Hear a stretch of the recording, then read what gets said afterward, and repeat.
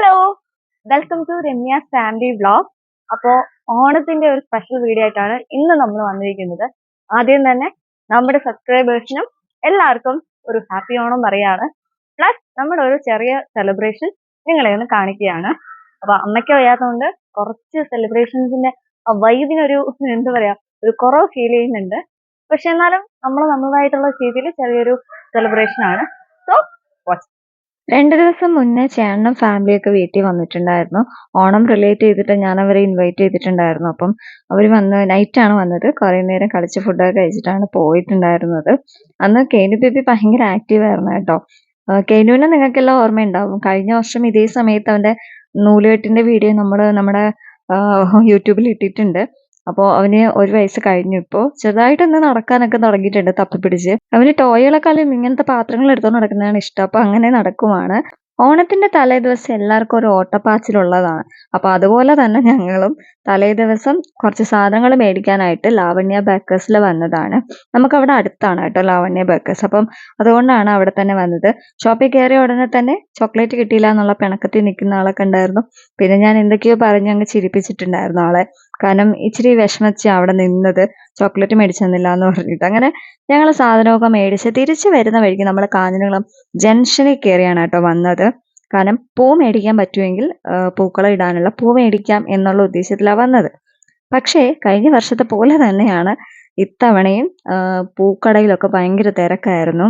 അപ്പം നമുക്ക് സമാധാനത്തോടെ നോക്കി മേടിക്കാനോ അങ്ങനെയൊന്നും പറ്റത്തില്ല ഈ ടൈമിൽ കയറി കഴിഞ്ഞാൽ. അതുകൊണ്ട് ഞങ്ങൾ എന്ത് ചെയ്തു, നോക്കിയപ്പോഴത്തേക്കും ഒരു കടയിലും ഗ്യാപ്പില്ലാന്ന് തോന്നി. കയറി ഒന്ന് നേരെ സംസാരിക്കാൻ പോലും ഗ്യാപ്പില്ല ആ കടക്കാരോട്. അപ്പം ഞങ്ങൾ വിചാരിച്ചു പോയിട്ട് തിരിച്ചു വരാമെന്ന് വിചാരിച്ചു. അപ്പം കുറച്ച് കഴിഞ്ഞിട്ട് വരാമല്ലോ എന്ന് വിചാരിച്ചിട്ട് ഞങ്ങൾ തിരിച്ച് വീട്ടിലോട്ട് പോവാം എന്നുള്ള ഉദ്ദേശത്തിൽ ഞങ്ങൾ പൊക്കോണ്ടിരിക്കുവാണ്. എല്ലാ ഷോപ്പിലും ഒത്തിരി പൂക്കളുണ്ടായിരുന്നു. ഇത്തവണ പിങ്ക് റോസ് ഞാൻ എല്ലാ ഷോപ്പിലും കണ്ടു കേട്ടോ. കഴിഞ്ഞ പ്രാവശ്യം പിങ്ക് റോസ് അധികം ഉണ്ടായിരുന്നില്ല. ഇത്തവണ പിങ്ക് റോസ് ഉണ്ടായിരുന്നു. പിന്നെ വേറൊരു കളർ ഒരു പൂ ഉണ്ടായിരുന്നു കേട്ടോ. അതും എനിക്ക് ഭയങ്കരമായിട്ട് ഇഷ്ടപ്പെട്ടു. നമ്മുടെ വാടാമല്ലിയുടെ കളറുള്ള ഒരു പൂവും ഉണ്ടായിരുന്നു. അപ്പം നമ്മൾ തിരിച്ച് വീട്ടിലെത്തി. പിന്നെയുള്ള പ്ലാൻ എന്ന് പറയുന്നത് പൂക്കളത്തിന്റെ ഡിസൈൻ വരച്ചതിന് ശേഷം നമുക്ക് പോവാം എന്നുള്ളതായിരുന്നു. അപ്പം ഞാൻ പറഞ്ഞു കൊടുത്തത് വെച്ച് വൈശാൻ എനിക്ക് ആ ഡിസൈൻ ഒന്ന് കറക്റ്റ് ആക്കി തന്നുകൊണ്ടിരിക്കുവാണ്. അതിൻ്റെ ഇടയിൽ ചോക്ക് കിട്ടിയ സന്തോഷത്തിൽ വരച്ചുകൊണ്ടിരിക്കുന്ന ഹേസിനെയാണ് നിങ്ങളിപ്പോൾ കണ്ടുകൊണ്ടിരിക്കുന്നത്. ചോക്ക് സാധാരണ അവന്റെ കയ്യിൽ കൊടുക്കാറില്ല. ഇന്ന് ചോക്ക് കിട്ടിയപ്പോൾ ആള് അത് വെച്ചിട്ട് ലാവിഷായിട്ട് അലമ്പുന്നുണ്ട്. അപ്പോൾ ഡിസൈൻ ഏകദേശം ഇജയം സെറ്റാക്കി തന്നു. ഞാൻ പറഞ്ഞ പോലെ തന്നെ കറക്റ്റായിട്ട് എനിക്ക് വരച്ചു തന്നു. 2 വർഷമായിട്ട് നമ്മൾ പൂക്കളം വരയ്ക്കുന്നത് കൊണ്ട് തന്നെ ഞങ്ങൾക്ക് അറിയായിരുന്നു, ഒരു ഐഡിയ ഉണ്ടായിരുന്നു. പൂക്കളം എങ്ങനെ സെറ്റ് ചെയ്യണം എന്നുള്ളത് ഒരു ഐഡിയ ഉണ്ടായിരുന്നു. അതുപോലെ ഡിസൈൻ നേരത്തെ നമ്മളൊരു പേപ്പറിൽ വരച്ച് നോക്കിയതിന് ശേഷമാണ് ഇവിടെ വരച്ചത്. അപ്പം കുറച്ചുകൂടെ ഈസി ആയിട്ട് പെട്ടെന്ന് സമയം കൺസ്യൂം ചെയ്യാൻ പറ്റിയെന്ന് എനിക്ക് തോന്നിയിട്ടുണ്ടായിരുന്നു. പിന്നെ ഞങ്ങളൊരു 10 മണിയൊക്കെ ആയപ്പോഴത്തേക്കും പൂവ് വാങ്ങാനായിട്ട് ഇറങ്ങി. ആ സമയത്ത് ഒരു മഴയൊക്കെ കഴിഞ്ഞ ടൈമായിരുന്നു. ആ സമയത്ത് പോയതുകൊണ്ട് തന്നെ നമുക്ക് വലിയ തിരക്കില്ലാതെ പൂ നോക്കി വാങ്ങാനൊക്കെ പറ്റിയിട്ടുണ്ടായിരുന്നു. ഈ ഒരു ഷോപ്പിലാണ് കേട്ടോ നമ്മൾ പൂവെല്ലാം മേടിച്ചത്. ഞാൻ പറഞ്ഞു കൊടുത്ത് വരച്ച ഡിസൈൻ അനുസരിച്ച് 6 കളർ എനിക്ക് പൂ വേണമായിരുന്നു. അപ്പം ഞാൻ അവിടെ ചെന്നിട്ട് നോക്കിയാണ് എടുത്തത്. ഏതൊക്കെ കളർ എവിടെയൊക്കെ ഇടണം എന്നുള്ളത് നമ്മൾ നോക്കി എടുത്തിട്ടുണ്ടായിരുന്നു. അപ്പം അതിലൊരു ടാസ്ക് ആയിട്ട് എനിക്ക് തോന്നിയത് വാടാമല്ലി മാത്രമായിരുന്നു. അപ്പം അത് നമ്മൾ തലേ ദിവസം രാത്രി തന്നെ ഞാനും ഹീനുവും പപ്പയും കൂടി ഇരുന്നിട്ട് അത് അത്രയും പിച്ചി വെച്ചിട്ടുണ്ടായിരുന്നു.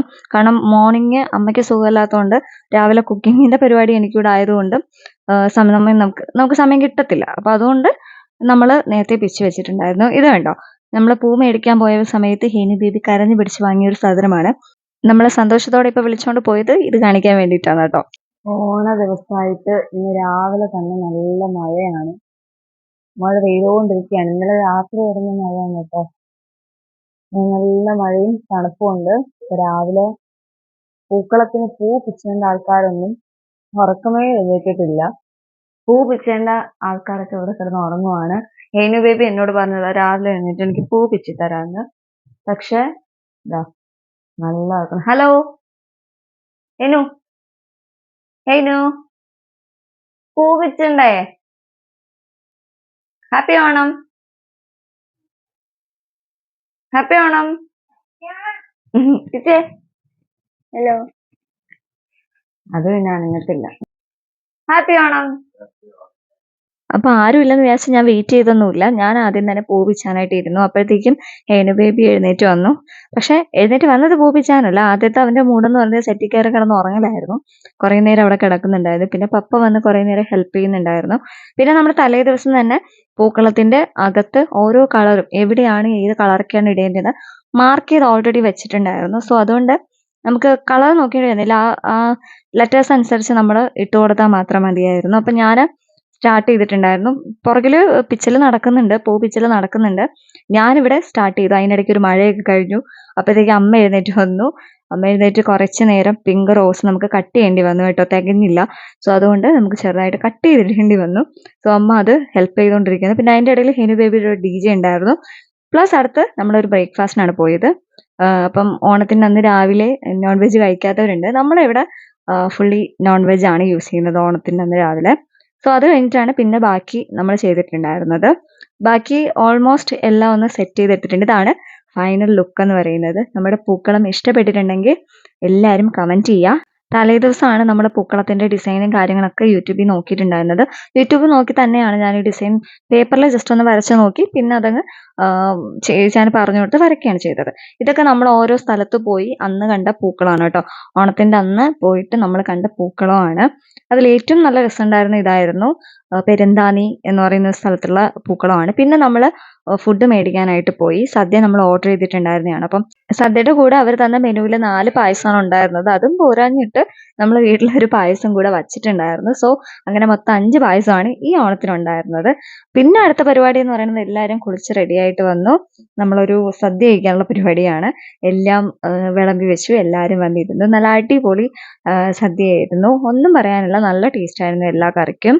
ഞാൻ പറഞ്ഞല്ലോ ടോട്ടൽ 5 പായസമാണ് ഉണ്ടായിരുന്നത്. ആദ്യത്തേത് അടയായിരുന്നു, പിന്നെ പരിപ്പായിരുന്നു, മൂന്നാമത്തേത് അമ്പലപ്പുഴ പാൽപ്പായസം, പിന്നെ ക്യാരറ്റ് പായസം, പിന്നെ നമ്മുടെ തന്നെ വീട്ടിൽ വെച്ച പാലട സദ്യ പായസം. അങ്ങനെ എല്ലാം അടക്കി നമ്മൾ സദ്യ അവസാനിപ്പിച്ചു.